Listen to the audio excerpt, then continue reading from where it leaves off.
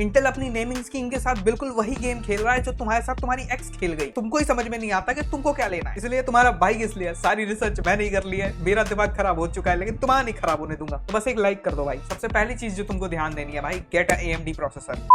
तो देखो यार, नेमिंग की ना मैं टर्मिनोलॉजी तुम लोग को समझा देता हूँ, उससे बहुत इजी हो जाएगा। सबसे पहले होता है भाई ब्रांड नेम, वो तो तुमको पता ही है। उसके बाद फिर सीपीयू या फिर प्रोडक्ट नेम हो जाता है, जैसे कि i3, i7, i9। उसके बाद फिर तुम्हारे नंबर्स आते हैं, जैसे 12400, 12600। उसके बाद तुम्हारे आगे लगा होता है सफिक्स 12900 KS, इसमें KS सफिक्स है। या फिर अगर लैपटॉप की बात करें तो फिर HX या फिर H। हालांकि ऐसा हमेशा नहीं होता, और भी नुआंसेस हैं, बट स्टिल तुमको पता है कि भाई i3 से बेटर i5 है, i5 से बेटर i7 है, या तो एकदम ही तगड़ा i9 है। यहाँ तो जिंदगी खुश थी। फिर इंटेल वालों ने भाई 14th जनरेशन के बाद 15th जनरेशन में नाम ही बदल दिया। अब बोला लो भाई हम आई को हटा रहे हैं, अब तुम्हारे पास है Core 3, Core 5, Core 7। यहाँ पे दिक्कत इसलिए नहीं आई क्योंकि ये स्पेशली बस लैपटॉप वालों की दिक्कत थी। ये जो कोर सीरीज है ये स्पेसिफिकली लैपटॉप्स के लिए आई थी, उनकी इफिशियंसी को देखते हुए कि भाई वहां पे लगेंगे। उसके बाद आती कोर अल्ट्रा सीरीज। बेसिकली इसके अंदर कुछ नहीं किया गया, बस AI के लिए एक्स्ट्रा कोर्स डाल दिए गए, जिसको हम लोग बोलते हैं NPU। और ये जो न्यूरल प्रोसेसिंग यूनिट है ना, ये स्पेसिफिकली तुम्हारा AI टास्क को हैंडल करने के लिए।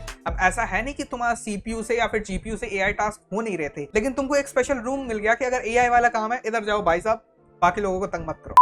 इसमें अगर अभी भी डाउट है कमेंट सेक्शन में बता सकते हो। CPU के खुद के नाम जैसे 12400, 13400, 14400, या फिर जो अल्ट्रा सीरीज और कोर सीरीज में आए 285, ये बेसिकली CPU के नाम है। अब यहाँ पे नेमिंग स्कीम में जैसे जैसे तुम ऊपर बढ़ते जाओगे वैसे वैसे तुम्हारा CPU अच्छा होता जाएगा। जैसे 12400 से अच्छा 12600 है, फिर 12700 है, फिर 12900 है। तो ये तो तुम लोग को पता है, इतना कंफ्यूजन नहीं होगा। मेन कंफ्यूजन कहाँ आता है, और इसमें लैपटॉप वाले बंदे तो जानबूझ के अच्छे से सुनना भाई, क्योंकि असल में लैपटॉप में ज्यादा त्राहिमाम मचता है। तो क्योंकि डेस्कटॉप वाला इजी है तो इसलिए सबसे पहले उसी को साइड कर देते हैं। सबसे पहले हम लोग बात करते हैं F के बारे में, जो तुम्हारा CPU चूज करते करते हो रखा है। F का सीधा सा मतलब ये हो रखा है कि इसके अंदर जो है iGPU नहीं है, तुमको ग्राफिक कार्ड खुद से लगाना पड़ेगा। तो अगर उस CPU के दो वेरिएंट है, एक 12400 नॉर्मल वाला और एक 12400F, लेकिन तुमको अलग से ग्राफिक कार्ड खरीदना पड़ेगा, उसके बिना तुम डिस्प्ले नहीं ले पाओगे। तो F का तो ये काम हो गया। उसके बाद आ जाते हैं K। इंटेल पे अगर तुमको ओवरक्लॉक करना है तो K सीरीज के CPU लेने पड़ेंगे। जैसे फॉर एग्जांपल इंटेल का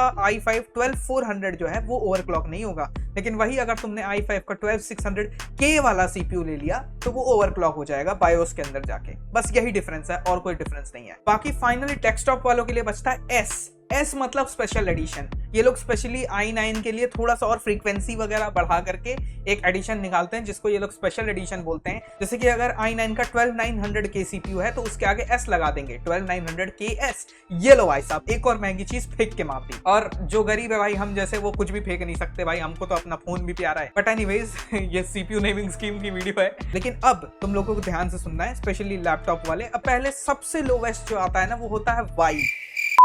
पता चले कि तुम उसके ऊपर गेम दौड़ाने लगे, फिर दिमाग खराब हो गया CPU का, फुक आ गया। इसकी पावर वॉटेज कंजम्पशन बहुत कम होती है, लेकिन ये मार्केट में उतना देखने को भी नहीं मिलता। Y से एक स्टेप ऊपर होता है U सीरीज के प्रोसेसर, जैसे कि 12400U। ये जो CPUs है ना, ये तुमको मिलेंगे लैपटॉप्स के अंदर ज्यादातर। Y सबसे ज्यादा पावर एफिशिएंट, उसके ऊपर U। वो पावर क्योंकि ज्यादा खींच पा रहा है तो इसलिए वो परफॉर्मेंस भी ज्यादा निकाल के देता है in comparison to Y CPU। U के बाद आते हैं P CPU, specially thin and light laptops के लिए बनाए गए हैं, जिसमें तुम नॉर्मल टास्क भी कर सको, थोड़ी बहुत परफॉर्मेंस भी मिल जाए, लेकिन at the same time power efficient भी रहे। पी के बाद जो है ना एफिशिएंसी उतना चलती नहीं है। उसके बाद आता है भाई सीधा H, हाई परफॉर्मेंस प्रोसेसर्स, जिसका मतलब है कि भाई ये जो है ना, ये मोस्टली CPU वाले ही प्रोसेसर्स होते हैं, या उससे थोड़ा सा डाउन वेरिएंट होता है, लेकिन फिर भी इसकी परफॉर्मेंस काफी ज्यादा हाई होती है। लेकिन साथ साथ इसकी पावर वॉटेज भी बहुत ज्यादा हाई होती है, और सबसे ज्यादा बैटरी ड्रेन करने वाले CPUs यही होते हैं। और अभी तो इनका बड़ा भाई आना बाकी है भाई साहब, HX CPUs, सबसे तगड़े, टॉप ऑफ द लाइन। मतलब अगर तुमको किसी भी CPU के आगे HX दिख रहा है ना, उससे तगड़ा उस वेरिएंट का CPU नहीं मिलने वाला। अगर 12400 का U प्रोसेसर आ रहा है तो वो तुमको पता है कि भाई वो पावर एफिशिएंसी को ज्यादा ध्यान देगा, लेकिन यही